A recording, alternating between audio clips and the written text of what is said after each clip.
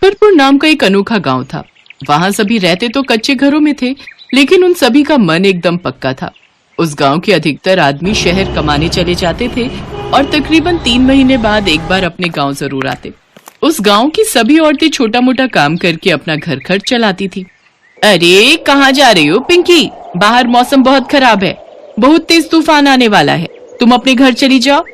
आज मेरे पापा शहर से मेरे लिए बहुत सुंदर गुड़िया लेकर आने वाले हैं, इसलिए मैं उनका यही इंतजार कर रही हूँ। लेकिन बेटी मौसम बहुत खराब है, तुम्हारे बाबा जब आएंगे तब तुम उनसे गुड़िया ले लेना, लेकिन अभी तुम घर जाकर अपनी माँ के साथ रहो। वो बरसात का समय था। गांव के सभी लोग अपने अपने घरों के अंदर रहकर बारिश का आकर चले जाने का इंतजार कर रहे थे। माँ पापा कब तक आएंगे? मैं कब से उनकी राह देख रही हूँ, मेरी गुड़िया लेकर आएंगे ना? हाँ मेरी बच्ची, वो जल्दी ही आएंगे और तुम्हारे लिए बहुत सारे खिलौने भी लाएंगे, तुम बस अब शांत रहो। कुछ ही देर में जोर जोर से बिजली कड़कने लगती है, आंधी तूफान चलने लगते हैं और तेज बारिश शुरू हो जाती है। बारिश में भीगते हुए जल्दी से पिंकी के पापा अनमोल अपने घर पहुंचते हैं और अपनी पत्नी से कहते हैं, सीमा सीमा जल्दी करो, हमें यहाँ से जल्दी ही निकलना होगा, नहीं तो हम इसी गांव में फंस जाएंगे। आज मौसम विभाग से खबर आई है कि कई दिनों तक बारिश नहीं रुकने वाली और हमारी मुश्किलें इस तरह बढ़ जाएंगी। लेकिन हम जाएंगे कहाँ जी? हमारे पास तो इसके अलावा और कोई ठिकाना नहीं है, ना ही अब हमारे पास राशन पानी बचा है। बाबा आप शहर से मेरे लिए गुड़िया लेकर आए हो ना? पिंकी बेटा, अभी तो मैं तुम्हारे लिए गुड़िया नहीं लाया, लेकिन मैं तुम्हारे लिए ये एक बड़ी सी किताब लेकर आया हूँ। इसमें तुम अपनी सभी बातें लिख सकती हो। वो बातें कर ही रहे होते हैं कि तभी वहाँ रामदीन काका आ जाते हैं और उन्हें आवाज देते हुए कहते हैं, अनमोल, अरे अनमोल, अरे कहाँ हो भाई, जल्दी बाहर आओ। अरे हम सभी गांव वाले नदी के उस पार जा रहे हैं, जब तक बारिश रुक नहीं जाती तुम अपना कीमती सामान लेकर हमारे साथ नदी के उस पार चलो भाई। लेकिन काका, हमारा गुजारा नदी के उस पार कैसे होगा? हम सब कैसे रहेंगे वहाँ पर? अरे तुम बस अपना कीमती सामान ले चलो भाई, और राशन पानी भी अपने साथ ले चलो। नदी के उस पार जाकर ही हम सबकी जान बच पाएगी, समझे? अगर नदी और बारिश के पानी से हमारे गांव में बाढ़ आ गई तो फिर ना ही हम लोगों का घर बच पाएगा और ना ही हम लोग। अनमोल और सीमा अपना सारा कीमती सामान बांध लेते हैं। तभी पिंकी भी अपने साथ अपने बाबा की लाई हुई किताब रख लेती है। पिंकी बेटा तुम मुझे ये किताब दे दो, नहीं तो ये पानी में भीग जाएगी। ठीक है माँ। इसके बाद सभी गांव वाले अपना अपना जरूरी सामान लेकर नदी के उस पार जाते हैं। किसी ने अपने साथ कपड़े जेवरात रखे तो किसी ने अपने साथ बासी खाना। नदी के तट पर सभी गांव वाले बारिश रुकने का इंतजार कर रहे थे, लेकिन पूरे 2 दिन उस तट पर बीतने के बाद भी न राशन बचा, न ही बारिश कम हुई। पानी भी लगातार बढ़ता ही जा रहा था। अगर लगातार इसी तरह बारिश होती रही तो हम में से कोई भी नहीं बचेगा, इसलिए अब हमें स्वयं ही इंद्रदेव से प्रार्थना करनी होगी, तभी जाकर कोई उपाय निकल पाएगा। हे इंद्रदेव, हम पर कृपा करें, हमारे साथ छोटे बच्चे और बुजुर्ग लोग भी हैं, कृपा करके हम पर अपनी कृपा करें, हम सभी के प्राणों की रक्षा करें प्रभु। उनकी प्रार्थना सुनकर इंद्रदेव वहाँ प्रकट होते हैं। इस बारिश का कारण स्वयं तुम पृथ्वीवासी हो, इसलिए मैं तुम्हें बचा तो नहीं सकता, लेकिन हाँ तुम सबकी मदद जरूर कर सकता हूँ। अनमोल, तुम अपनी बेटी के लिए जो कागज की किताब लाए हो, उस कागज की किताब से तुम जितनी भी नाव बनाओगे वो बड़ी हो जाएंगी और उसमें रहकर न ही तुम भीगोगे और न ही वो नाव डूबेगी। लेकिन जब पूरी तरह बारिश खत्म हो जाएगी तो तुम्हें उस नाव से उतरना होगा, क्योंकि वो खत्म हो जाएगी। ये कहकर इंद्रदेव अंतर्ध्यान हो गए। इसके बाद अनमोल और पिंकी ने मिलकर उस कागज की किताब से नाव बनाना शुरू किया और उसे पानी में उतार दिया। देखते ही देखते वो कागज की नाव बड़ी हो गई और सभी अपने सामान के साथ उसके अंदर बैठ गए। लेकिन उस जादुई कागज की नाव में बैठने के बाद उनमें से कोई भी नहीं भीग रहा था। ये चमत्कार देख सभी हैरान थे। तभी बबलू नाम का लड़का अपनी शांता ताई से कहता है, ताई मुझे बहुत तेज भूख लग रही है।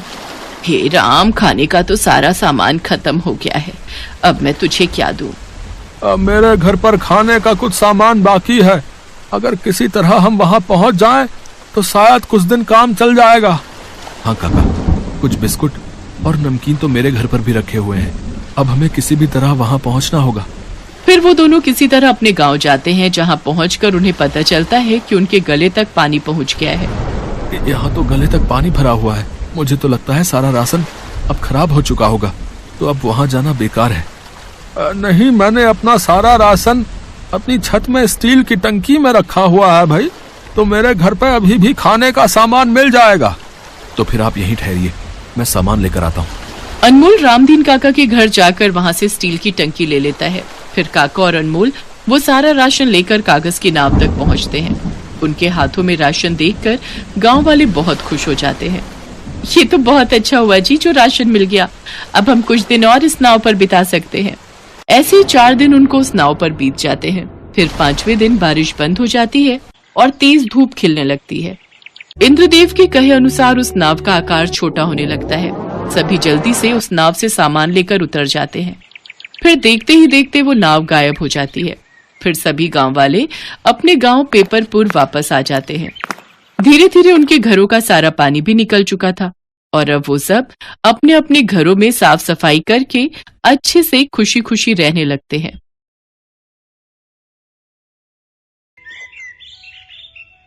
ये कहानी है मीरा की, जो माता रानी की परम भक्त थी। बचपन से ही उसका कोई भी दिन माता रानी की पूजा के बिना शुरू नहीं होता था और अब शादी के बाद भी चाहे उसकी दुनिया पूरी तरह बदल गई थी, लेकिन माता रानी के प्रति उसकी श्रद्धा में कोई बदलाव नहीं आया था।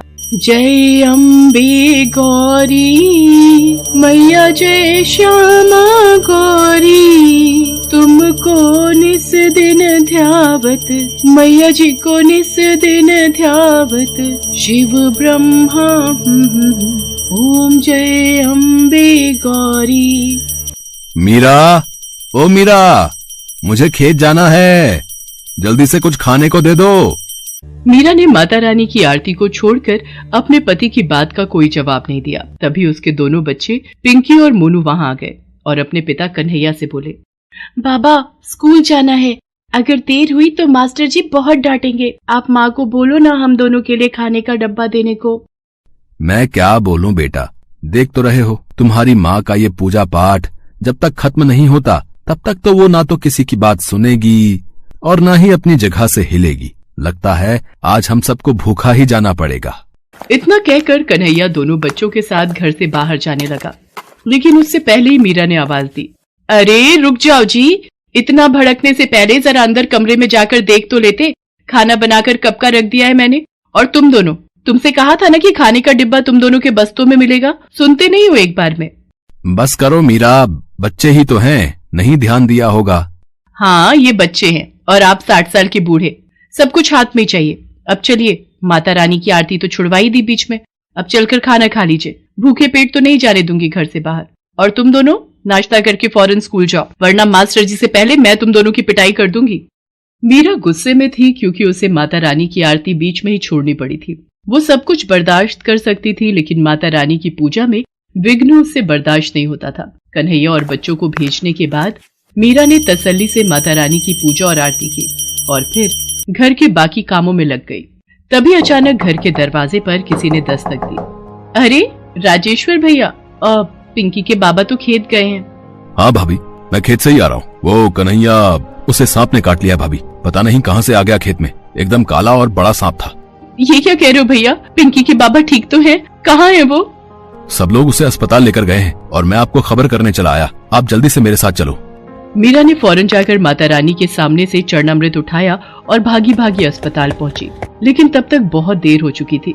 डॉक्टर साहब, मुझे मेरे पति के पास ले चलिए, ये माता रानी के नाम का चरणामृत है, इससे मेरे पति को पिलाना है, मुझे पता है इसे पीते ही वो बिल्कुल ठीक हो जाएंगे। देखिए, हमें माफ कीजिए पर अब कुछ नहीं हो सकता। सांप का जहर आपके पति के शरीर में कुछ ही मिनटों में फैल गया था, यहाँ आते आते काफी देर हो गई, वो अब नहीं रहे। डॉक्टर की बात सुनते ही मीरा के हाथों से चरणामृत का बर्तन जमीन पर गिर गया और वो खुद भी बेहोश हो गई। मीरा ने कभी सपने में भी नहीं सोचा था कि कन्हैया इस तरह उसका साथ छोड़कर चला जाएगा, पर मीरा अब कुछ नहीं कर सकती थी। उसे अपने दोनों बच्चों की खातिर खुद के अलावा हालात को भी संभालना था।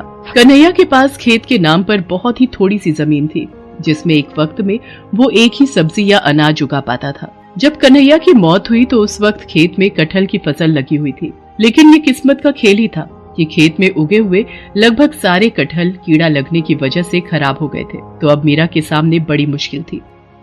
हे भगवान, सिर्फ ये एक कटहल ही थोड़ा बहुत ठीक दिख रहा है, पूरी की पूरी फसल खराब हो गई, अब क्या होगा। मीरा उदास मन से उस कटहल को लेकर घर पहुंची। उसके मन में यही उधेड़-बुन थी कि वो अब खेत में क्या बोएगी और बीज खरीदने के लिए उसके पास पैसे कहां से आएंगे। इसी बीच उसकी नजर अपने पूजा घर पर पड़ी, जहां माता रानी के सामने भोग का बर्तन बिल्कुल खाली था। हे माता रानी, ये मुझसे कैसा पाप हो गया। जल्दी खेत जाने के चक्कर में माता रानी को भोग लगाना ही भूल गई। माफ करना माँ, मैं अभी भोग के लिए कुछ बना कर लाती हूँ। मीरा फौरन रसोई में गई, लेकिन राशन के सारे डिब्बे पूरी तरह से खाली हो चुके थे।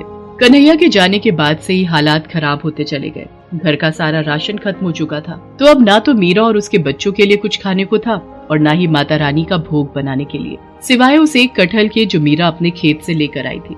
हे माता रानी, मुझे भागन को माफ करना। सिवाय इस एक कटहल के मेरे पास और कुछ भी नहीं है जिससे मैं आपको भोग लगा सकूं। मुझ गरीब पर दया करो माँ और इस भोग को स्वीकार करो। मीरा ने रोते हुए उस कटहल को माता रानी के सामने रख दिया और फिर पूरी श्रद्धा के साथ माता रानी की पूजा की।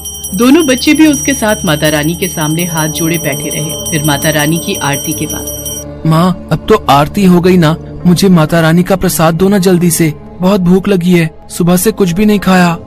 नन्हे से मोनू की बात सुनकर मीरा को और भी रोना आ गया। उसे समझ नहीं आ रहा था कि आखिर वो उस कच्चे कटहल को बिना पकाए अपने बच्चों को कैसे खिलाए, लेकिन फिर भी उसने कटहल को माथे से लगाया और उसे काटने लगी। हे माता रानी, काश ये कटहल थोड़ा बहुत पक गया हो ताकि मेरे बच्चे कुछ तो खा सके।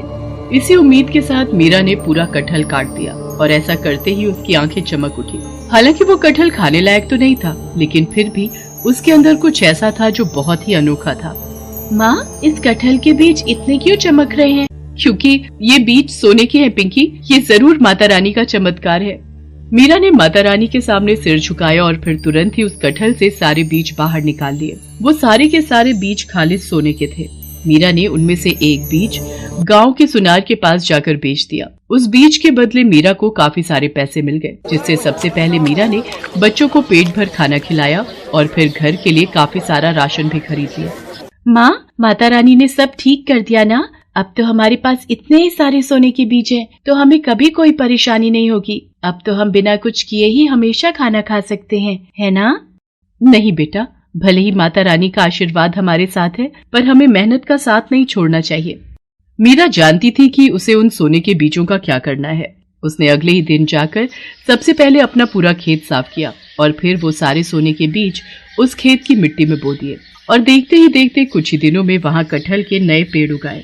मीरा ने उन सभी पेड़ों का बहुत अच्छे से ख्याल रखा और फिर कुछ ही दिनों बाद उन सभी पेड़ों पर काफी बड़े बड़े कटहल भी उगने लगे। पिंकी, ले बेटा, फिलहाल ये कटहल खाने लायक हो गया है, इसे अलग ले जाकर रख दे, शाम को घर ले जाएंगे। माँ, एक बात तो बताओ, ये सारे पेड़ तो उन्हीं सोने के बीजों से उगे हैं ना, तो क्या इन सारे कटहलों में भी सोने के बीज निकलेंगे? हाँ बेटा, माता रानी का आशीर्वाद रहा तो ऐसा जरूर हो सकता है। मीरा की बात सुनकर पिंकी बहुत खुश हो गई, लेकिन पास ही खड़े गांव के मुखिया के कान एकदम से खड़े हो गए। अच्छा, तो ये बात है, तभी मैं सोचूं कि ये कन्हैया की लुगाई के पास खेती करने के पैसे आए कहाँ से। जरूर ये कोई जादू का चक्कर है, लेकिन जो भी हो, बात सोने की है तो मुझे कुछ तो करना ही पड़ेगा। मुखिया एक नंबर का लालची आदमी था। वो सारा दिन मीरा के खेत के आसपास ही मंडराता रहा और फिर शाम के वक्त जैसे ही मीरा खेत से घर गई तो मुखिया ने अपने कुछ आदमियों के साथ मिलकर मीरा के खेत से सारे कटहल चुरा लिए और उन सबको अपने घर लेकर आ गया। मुखिया ने अपने घर के सभी सदस्यों को उन कटहलों को काटने में लगा दिया, लेकिन उनमें से एक भी कटहल में सोने का नामो निशान नहीं था। दूसरी तरफ मीरा जो एक कटहल अपने घर लेकर गई थी, उसे उसने पहले की तरह ही सबसे पहले माता रानी को भोग लगाया और फिर पिंकी ने उसे काटा। माँ देखो, देखो माँ, इस कटहल में भी सोने के बीज हैं। पिंकी की बात एकदम सही थी। एक ही खेत से निकले कटहलों में आया ये अंतर कुछ और नहीं बल्कि इंसान की अलग अलग फितरत का नतीजा था। मुखिया लालची था, उसे किसी तरह बस सोना चाहिए था, इसीलिए उसे कुछ नहीं मिला। जबकि मीरा मेहनती होने के साथ साथ माता रानी की भक्त भी थी, जिसका फल उसे ऐसे ही कटहलों के रूप में आगे भी मिलता रहा।